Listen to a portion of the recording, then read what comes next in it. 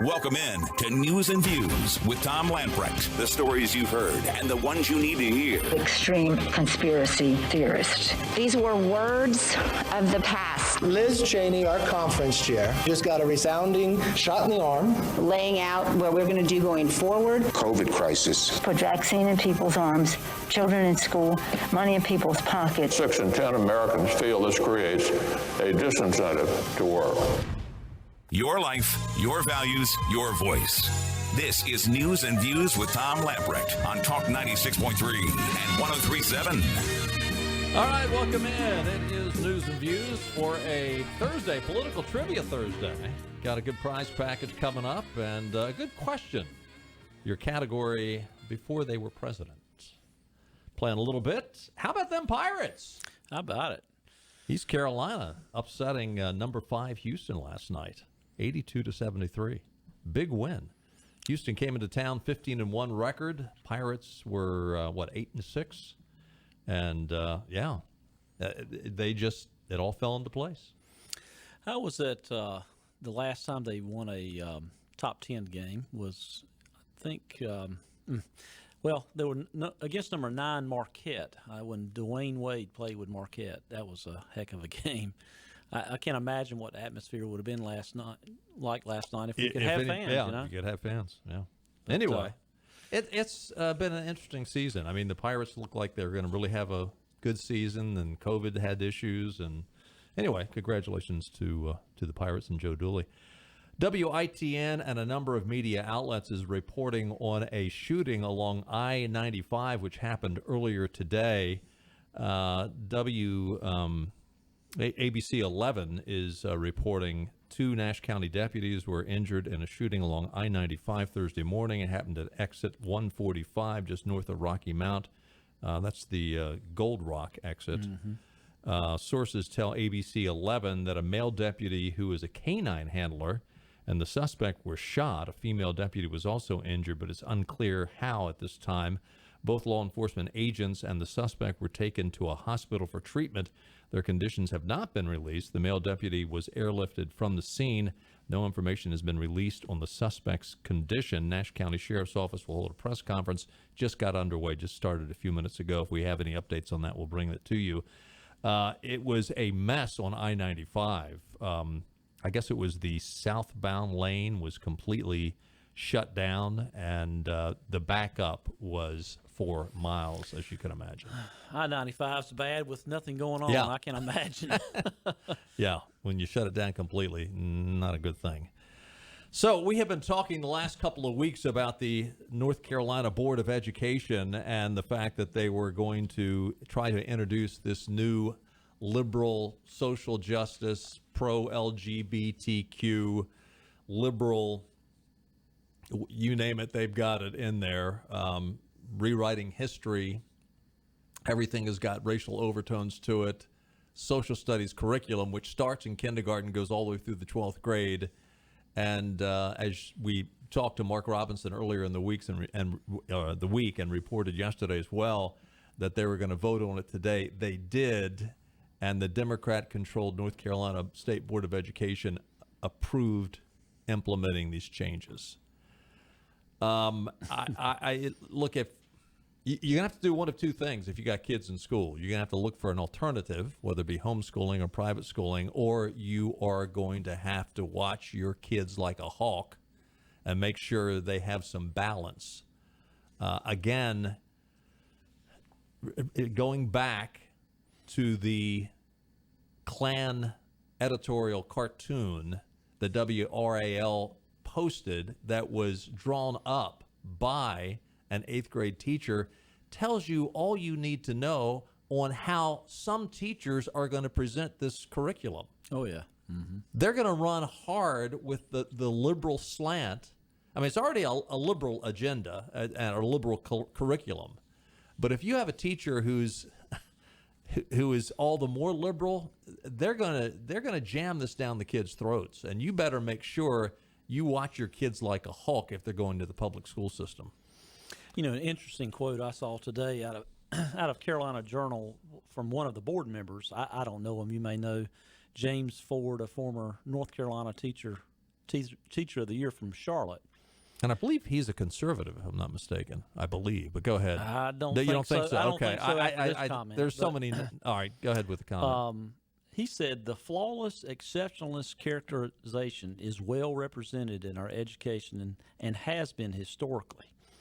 But there's a new America emerging that is browner, that is many ways younger, and more diverse. Yeah, that's not a conservative. What the hell does that have to do with teaching history? You know, I thought, in the words of Martin Luther King, we're not supposed to see color. Yeah. Content of the character. The number of brown people in America doesn't have anything to do, brown or white people in America, doesn't have anything to do with teaching. Bingo. It's just amazing to me. The new standards add a particular focus on indigenous, religious, gender, racial groups. And you know, you can look at that and you say, okay, well, is anything wrong with that? Well, yeah, if you've got a liberal slant to all those things, then yeah, there's something wrong with that. And there's a liberal slant to this. And again, we have a lieutenant governor, Mark Robinson, who is brown. And he has looked at this and said, no, this is not how you teach civics. This is not how you teach a social studies curriculum. You do not, can we have something that would unite us instead of divide us?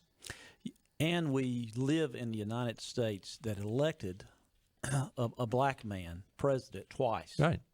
And over and over and over again, we hear systemic racism. And I know it's probably dangerous for a white guy to talk about race because, you know, someone's going to attack me for it because they don't think I have the ability to talk race. But, you know, Republican National Convention, one of maybe the best speech I've ever heard of any convention was done by Senator Tim Scott in South Carolina, when he talked about, look, I've lived in Eastern North Carolina my entire life. I know racism has existed more than what it does now. But he used a term, the evolution of the Southern heart. And he talked about how things have changed, and they have changed. But these people that keep talking about systemic racism, and I'll call out local corporate and institutional leaders here in Greenville, I'll call them out. Let's talk about systemic racism that you say exists. If it exists, then why in the heck were you quiet about it for the last 40 years? Yeah. Other now, it's politically in vogue to talk about it. Systemic racism means you are going against the liberal progressive agenda. That's it. That's it. And it has nothing to do with the color of the skin. It is okay. I know it exists out there. I know there are still racists out there, but the idea that there is a system of racism that is instigated by governments, local, federal governments, is ridiculous. And look, I have seen some of this information. I won't say who provided it to me, but I've seen some of the information. It's more than just that. It is a Marxist, anti-capitalist agenda is what it is. Oh, yeah. And it's by design. Oh, yeah. And again, I keep bringing this up. Go back to the Cloward-Piven model, and they want to divide us. One of their major 8 points is let's divide America. We don't want a united America. We want a divided America. A book that I read in college, I need to go back and order it and read it. Someone loaned it to me. Was called State and Revolution, written by Vladimir Lenin in 1917. It's straight out of the playbook. Right. Well, that's probably where Cloward-Piven got their straight out of Rules Yep. for Radicals and everything else. Yep. Truitt, the Secretary of Education, came out and said, let's study the past in such a way that all students can celebrate our achievements towards a more perfect union while acknowledging that the sins of our past still linger in the everyday lives of many. Let's study the past so we can understand where it might lead us today. And again, I concur with what you said earlier. There have been issues in the past, and there are still people out there that have wrong intentions, and there are racists that are alive. And by the way, prejudice exists in all of us to some degree. None of us have totally clean hands in this. None of us do. black, brown, yellow, white. We all, and it's not all racial prejudice, but we all have some prejudice. But can we get over that and figure out what unites us? Can we look back at what created this nation? Why is it that the rest of the world still wants to come to the United States of America if we're so evil? Mm-hmm. Why is that? Yeah, and I tell you what tells you enough about the situation. With the cartoon that we talked about from WRAL, with the elephant with a dressed up in the KKK uniform, yeah. I don't know any of these North Carolina school board members that are on the Democrat side, but the fact that they were silent tells me enough about them.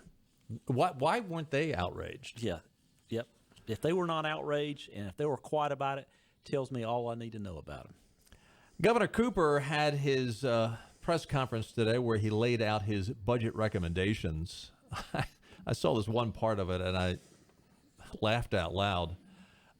He is in the budget, including a one-time bonus of $2,500 for teachers and principals, $1,500 for school personnel in public K-12 schools, and $2,000 for workers in community colleges and universities. A quote from Cooper, quote, "These teachers and school personnel are the only state employees who did not get raises the last 2 years, and we need this boost to help them on board and reward their hard work." Yeah, there's a reason why they didn't get a pay raise over the last 2 years, Gov. It's because you vetoed that pay raise. Last 2 years, when I vetoed the budget. Yeah. and Benny mentioned before we went on there, where were the media? Why didn't the media immediately jump on him and say, wait a minute, they could have had a pay raise. You vetoed it. No, it's more important national Democrat politics to Roy Cooper than it is in North Carolina. He's proven that over and over again for 4 years. And apparently North Carolina was satisfied with his future Democrat political career. They voted for him again. Yeah. One wonders, was that a clean deal? Cooper's proposal includes approximately $2 billion for energy assistance for public and private K-12 schools and higher education institutes. Now, that's curious that $2 billion for public and private K-12. Now, I'm assuming this is because of the COVID issue. It'll be interesting if he gets any pushback on that. And again, this is his proposal. What the governor proposes, especially with the fact that he's a Democrat and the Republicans control the House and the Senate, this is not going to pass as it is. He's also proposing $336 million for child care and development block grants, approximately $700 million for access to vaccines and testing, tracing, and prevention measures to slow the spread of the virus, which wouldn't that be federal money that they're just sort of using for that purpose? $546 million for emergency and rental assistance, $258 million for highway infrastructure, and $65 million for airports, $47 million for community mental health services, funding for food assistant programs such as SNAP and school nutrition, and $468 million for bonuses for educators and school personnel, as I just mentioned. It's interesting. Related to this emergency rental assistance, someone was telling me yesterday that the number of foreclosures is climbing pretty rapidly right now on private mortgages. It's going to be interesting to see as this continues, and rightly so, with the number of people that have been put out of work because of COVID, and with the Biden administration just ramping up their desire to basically shut down job-producing industries such as energy, which is going to increase the cost of you operating your home, operating your business, putting fuel in your car, but also the thousands, tens of thousands of jobs that we're going to end up losing as a result of this. It was rather interesting to note, too, that Jen Psaki came out today in her press conference and said, well, you know what? He vetoed the XL pipeline. Now we're looking at all these other pipelines, too. We might shut them all down, is basically what she said. You know how much oil we have imported from Saudi Arabia in 2020? In 2020, probably zip. Now, the question is, how much will we import in coming years under the Joe Biden administration? I don't know all the details of the permits that they're counseling and all, and what the possibilities are. But if I was these companies and I was these states, I would say, go to where, come stop me. It's interesting you bring that up, because I had heard somebody say that last night as well. And of course you're starting to see some lawsuits come up, and I would think these conservative states that are dependent upon oil, that's going to be a big issue. And the other thing is, like the state of New Mexico, they get a lot of oil, and it's all off of federal land leases. Yep. Mm-hmm. And he's basically come out and said, if you're drilling for oil on federal land, that's going to stop. So New Mexico is going to see their income drop. But the other thing, too, is the federal government is going to see a big drop in their income off these federal lands. Wow. Hey, we're going to have a lot more to say about this and more on this edition of News and Views. Stay with us. We'll be right back.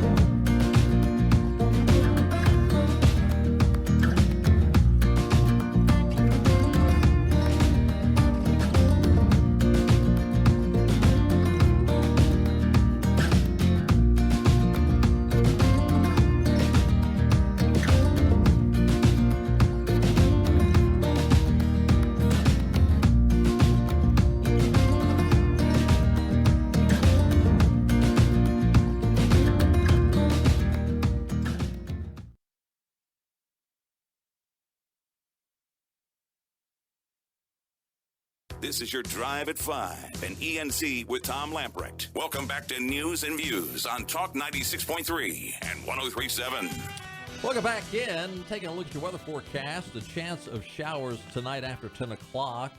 Tomorrow, the chance of rain ramps up. going to be a little warmer tomorrow with a high near 54, but the chance of precip is about 80%. Tomorrow night, a chance of rain before 8 o'clock. Then it begins to clear up. Saturday, mostly sunny with a high near 50, so not a bad day on Saturday. Unfortunately, the rain comes back in on Sunday. So not a bad day out there today, though. It was actually pleasant out if you got out in the sunshine. Weather brought to you by our friends at the Ironwood Golf and Country Club, voted best golf course in Greenville 2 years in a row. Ironwood Golf and Country Club boasts an 18-hole Lee Trevino designed course, full-service dining and outdoor pool, tennis, and much more. Our newly renovated 15,000-square-foot clubhouse is the perfect place to make new traditions with your family. For a limited time, join Ironwood and pay zero initiation fees. Call 252-752-4653. Find out what makes Ironwood the best of Greenville. 252-752-4653. Be a part of the best. Ironwood Golf and Country Club. 561-8255. You look like you're getting ready to say something. I got ready to say on that weather report there, if you're going to play at Ironwood, you better play Saturday. I think that's I think that's the only hope. Unfortunately, it is so wet out there. It's even though we wet haven't had everywhere. a lot of rain the last couple of days, it is just the ground is saturated. And if it's going to rain tomorrow, it's going to rise back to the top. 561-8255 if you want to join us. It is a political trivia edition of News and Views. Your category before they were president will play in a little bit. The North Carolina Senate has voted to reopen schools despite pushback from Democrats to block full in-person learning for older students. Republicans passed Senate Bill 37 on a second reading, 29-16, giving the K through 12 students the option to return to the classroom at least part-time. Students with special needs could choose full-time in-person learning. The Senate next meet on February the 8th, next Monday. So this will go over to the House. My hunch is the House will pass this as well. Unfortunately, you're still dealing, even with the passage of this bill, you're still dealing with certain social distancing guidelines, which, as Dr. Jackson of the Craven County Schools said, based on what the governor said earlier in this week, that's all well and good that you're encouraging us to open back up, but with these guidelines, we virtually can't get all the kids in the classroom. Mm-hmm. So I don't, if they do this, are you going to, if you're certain grades, they're going to have to meet on certain days, or if you're, A through M, you're going to meet on this day, and if you're in the rest of the alphabet, you're going to meet on another day. I don't know how they're going to do that. Well, the CDC has, talked for months that kids need to go back to school. Right. And, my whole part of this, I've got kids that are in public schools and high school, but, Governor Roy Cooper, because he's basically ruled the state, as a king, and not getting outside discussions. I mean, they could have come up with a plan to socially distance. It may not be perfect, but with the facilities they've got, they could work up a plan, and they could have been working on that for months instead of just saying no, we're not going back to school. Going back to school. If they got the teachers and principals and superintendents involved, they could come up with good plans. But he's just ruled everything from his daily press conferences, not involving anybody else with a council of states, anyone else in the General Assembly, or really anyone else other than he and Mandy Cohen. So that's why where we are right now. Chicago Mayor Lori Lightfoot, Lori the space alien Lightfoot, she is now she's trying to get the teachers back into the classroom. They refuse. Very strong union up there, teachers union, and they're just saying, no, we're not going to do it. Now they're collecting all their money, but they're not teaching. And listen, the bottom line is, okay, and please don't, I'm not saying all teachers, but the bottom line is in Chicago, there's enough teachers there that enjoy sitting, and some of them actually have said, hey, it's sort of nice not having to get up and shower and get dressed and drive across town and collect my paycheck. And that's basically what's happening. The unions have said, no, we're not going to do this. And the mayor, Lori Lightfoot, has now come out and blamed Donald Trump. Yeah. It's his fault. I mean, is this going to be Obama all over again, that everything that Obama had to deal with was George Bush's fault. Now everything that anybody in the Democratic Party has to deal with, well, it was Donald Trump's fault. Crazy Maxine. Maxine Waters. She is nuts. She has come out now and accused Donald Trump of premeditated murder because of what happened on January the 6th. Cut one. He absolutely should be charged with premeditated murder because of the lives that were lost with this invasion, with this insurrection.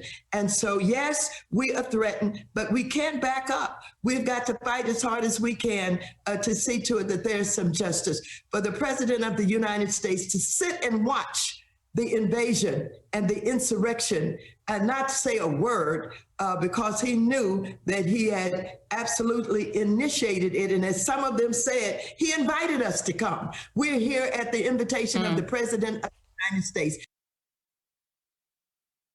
Maxine. So this is what Maxine said just 2 years ago when she was, remember when all the cabinet members were just getting slammed, and for that matter, beyond the cabinet members. Yeah, Sarah Huckabee. Yeah, she was trying to go down to a restaurant in, I think it was in Lexington, Virginia. Yeah. Mm-hmm. And they refused to serve her, and she had to get up and leave, but you had Ted Cruz and his wife were in a restaurant in D.C., and Antifa got in their face. And this is back when, this was really ramping up. This is what Maxine said back 2 years ago. Already, you have members of your cabinet that are being booed out of restaurants, who have protesters taking up at their house, who's saying no peace, no sleep. No peace, no sleep.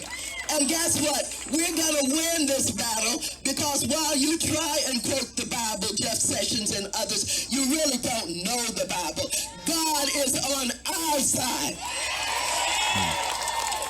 On the side of the children, on the side of what's right, on the side of what's honorable, on the side of understanding that if we can't protect the children, we can't protect anybody. And so let's stay the course. Let's make sure we show up wherever we have to show up. And if you see anybody from that cabinet in a restaurant, in a department store, at a gasoline station, you get out and you create a crowd. And you push back on them.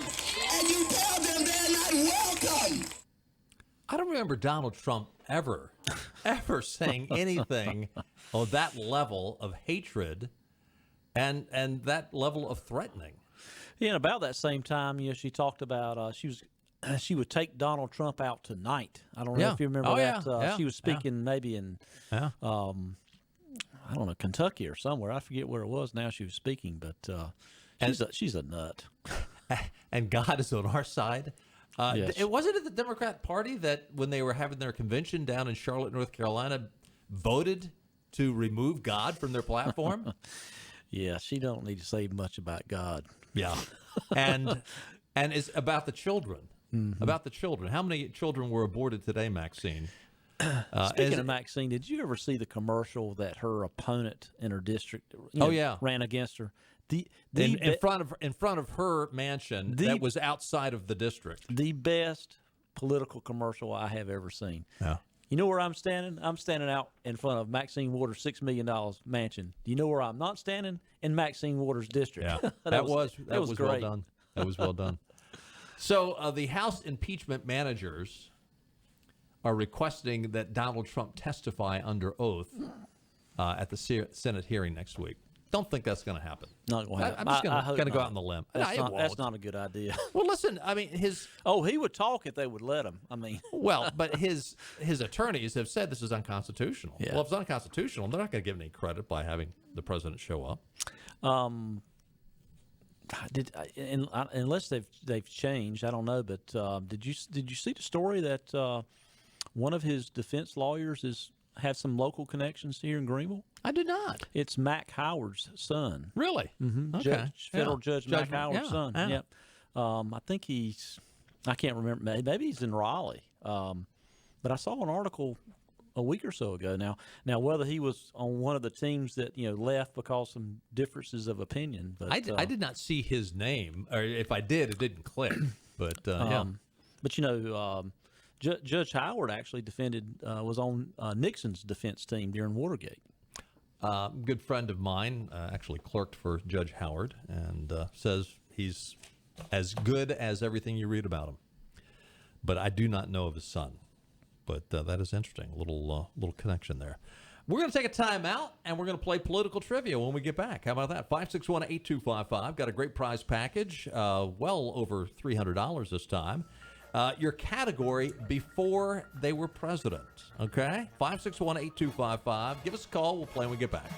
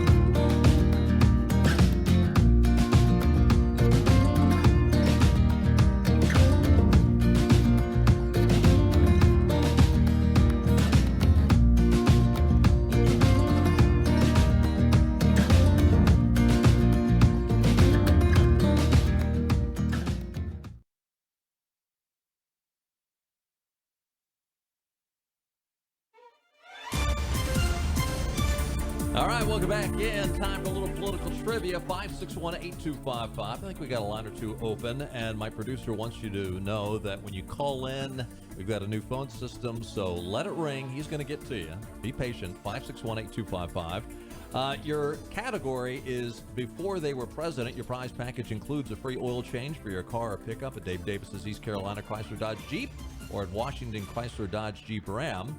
A $100 gift certificate for tax services at any of the area Kidwell H&R Block offices. A $20 gift card to Gwendy's Goodies Bakery in Ayden, delicious baked from scratch goodies. A $20 gift card to Mucho Bueno for lunch or dinner. Mucho Bueno, real Mexican street food located in front of the Westbrook Shopping Center, US 70 West in Havelock. Also a gift card for a free round of golf with cart at Ironwood. A $60 diagnostic card from University PC Care for any iPhone or PC repair, and a $20 gift card to the Pirates Cove Car Wash, a proud partner of the ECU Courtesy Car Program. First up is from New Bern is Ron. Hey, Ron. Hey, how you doing, sir? I'm doing well. You ready to play? Yes, sir. All right. Here you go. Bring that music down a little bit, Clark. Before they were president is the category. Your question is, when Warren Harding is the only president of the United States whose career was this before he became president, what was Harding's occupation prior to politics? Honestly, I'm going to guess haberdasher. Haberdasher, little hat salesman. That's not it, but good guess. Thanks, Ron. 561-8255. Let's go back to New Bern. We have Justin on the line. Hey, Justin. Hello. Justin, what do you think? Warren Harding is the only president of the United States whose career was this before he became president. What was Harding's occupation prior to politics? That's a while ago, I guess. What about a farrier? Say that again? What about a farrier? A farrier? That's interesting. Yeah. As in someone who would operate a ferry? Shoes horses, Oh, right? shoes. Oh, okay. Shoes horses. Okay. No, that's not it. That's not a good guess. Not it. Thanks, Justin. 561-8255. Let's go to Sarah. So we have a blacksmith, basically, and hello. There's Sarah. Hey, Sarah. Hey, Sarah. Hi. Hey. What do you think? You want me to repeat the question for you? You got it. Maybe. Warren Was he Harding. the only one who was, Go ahead. was he the only one who was lieutenant governor? No, that was not it. He was that was not what he did before he got into politics. 561-8255. Let's go to Bruce. Hey, Bruce. Hey. Warren Harding, the only president of the United States whose career was this before he became president. What was Harding's occupation prior to politics? He was an accountant. An accountant. Not it. Not it. Maybe it's time for a hint. Thanks, Bruce. Let's go to Brian. You ready for a hint, Brian? Sure, that'd be great. All right. It's not going to help you a lot, though. I was actually surprised. Thanks a lot. I was surprised when I learned this. Harding raised $300 to purchase his third of this business with two of his close friends. So what was the career before he got into politics? What was his occupation? Wow. He was a plumber because he had to go deal with all that, you know what. So I like your way of thinking, but that's not it, Brian. But it's a good skill set, though. That's good guess. for sure. 561-8255. Let's go to Alex. Hey, Alex. Hey, how you doing? I'm doing great. What do you think? What was Warren Harding's occupation prior to politics? The only president that ever did this. Say again? Newspaper editor. That's it. There you go. Congratulations. Okay. Warren Harding Thanks. was a newspaper publisher. He and his friends purchased and ran the Marion Star newspaper. Good job, Alex. It's surprising. He was the only president who was a newspaper publisher. Alex, congratulations. Hang on the line. Clark's going to get all your info, and we'll get those prices out to you. Stay with us. Penny and I'll be right back.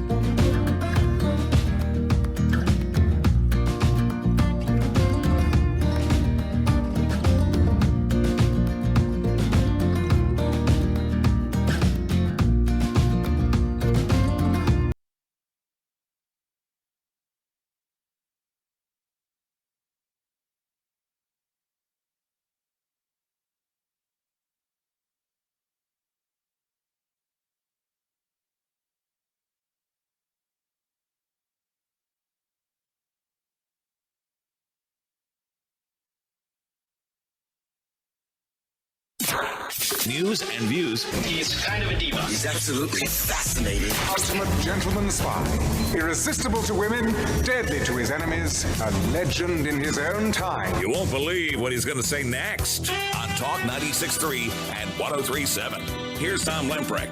Welcome back in. Congratulations to Alex Kepler. He's our political trivia winner. He knew that Warren Harding was the only newspaper publisher to become president. Told you so. Yeah. He either knew or he knew how to get Google real fast. I'm not going to take anything away from Alex's genius, but Google does help for some of our listeners. But that is interesting that he was the only newspaper publisher, because you stop and think about how popular newspapers were in their day. Yeah. I mean, even when I was a kid, Baltimore had 2 evening papers and 1 morning paper, and they'd have multiple editions, and every little town had their own daily newspaper. Yeah, and that's probably about the time that the newspaper industry was really becoming. You had these. Used to some of the most wealthiest families in America own newspapers. Yeah, it was big business. Yeah. And that was kind of the height of their heyday, really. Hunter Biden, the president's son, he's writing a book.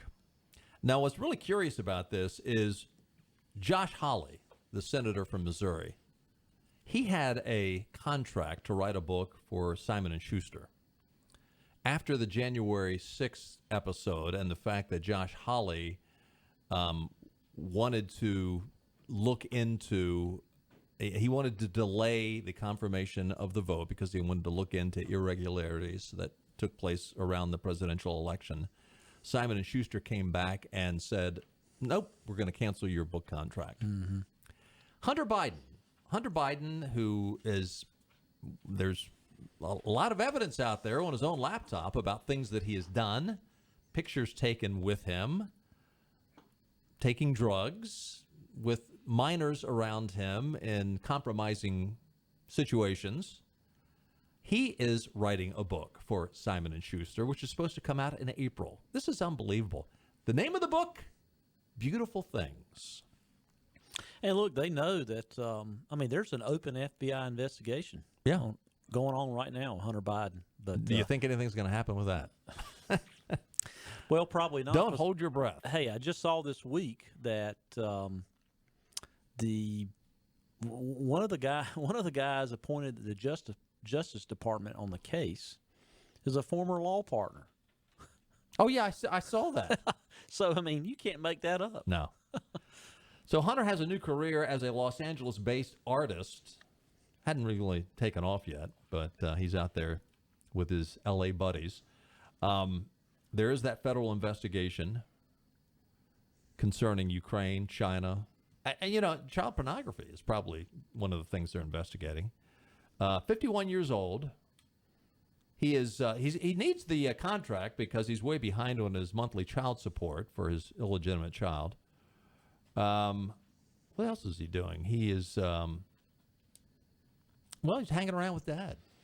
But, you can go in and read about how he smoked crack in the VIP room of the prominent D.C. strip club, how he started dating his brother's wife after he passed away, or how he narrowly avoided arrest on drug possession charges.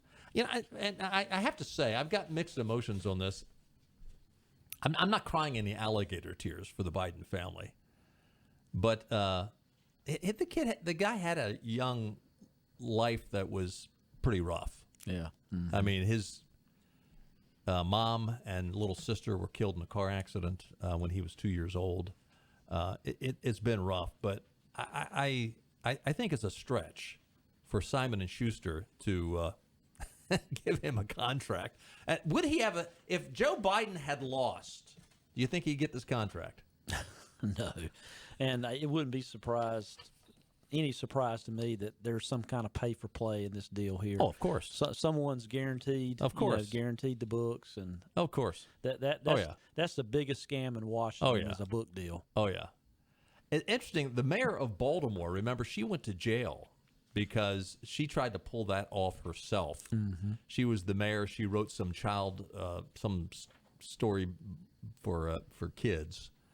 And then as the mayor of Baltimore, she wrote the book, and then she turned around and forced the Baltimore City Schools to purchase her book.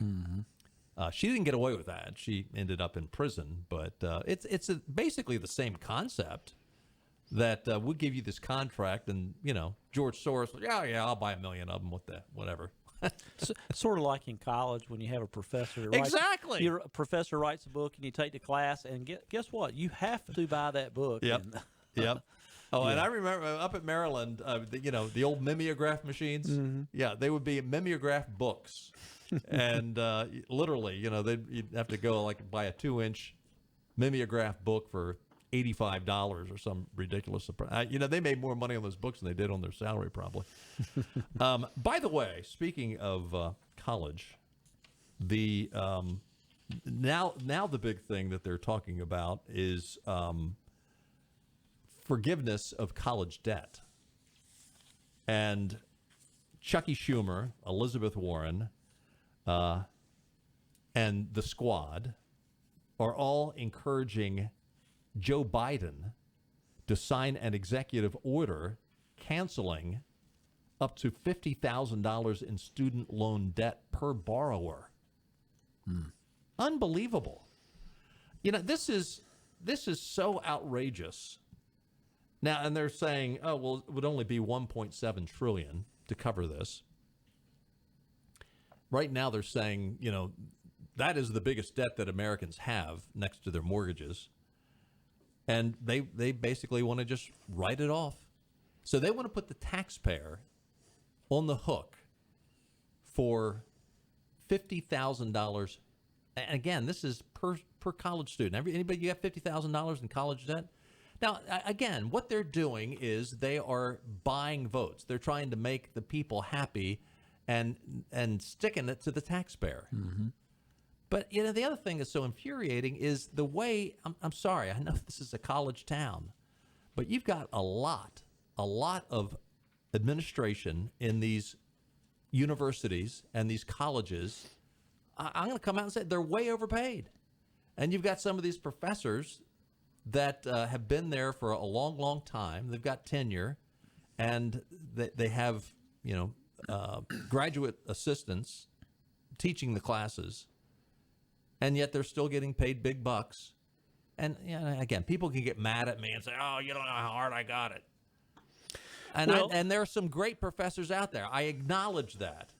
But there are also a lot of people that are just on there for the ride, and the cost of a college education, especially some of these more expensive private institutions, it's $75,000 a year. Well, there was a study just done recently. I wish I could pull it up quickly, but it talked about, it looked at the college cost, and it looked at several campuses, including campuses in North Carolina, and it looked at the cost. Not so much as more professors, but just more administrators and more departments. You got all these crazy titles that you wonder what in the heck they do. Yeah, the administration on these college campuses is so top heavy. And not to mention, hey, let's face it. When you and I went to college, I know when I went to college, my dorm room looked like a prison cell, pretty much. Yeah. Now, I mean, no, it's true. I mean, and now they're resorts. Now they're like 5-star hotels. Yeah.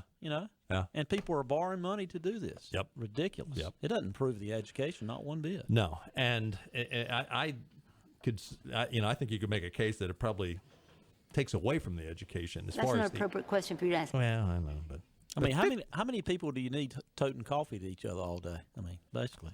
$50,000 just that he's going to write it off with an executive order. There's another one that this is well beyond the parameters of what executive orders were intended to be. Way beyond. Yet will they try to get away with it? I agree with what you said earlier. It would really be nice to see some of these private companies related to energy and pipeline just saying, Mr. President, stick it in your ear. Yeah, we're going to stop. continue. Yeah, come arrest me. Come stop me.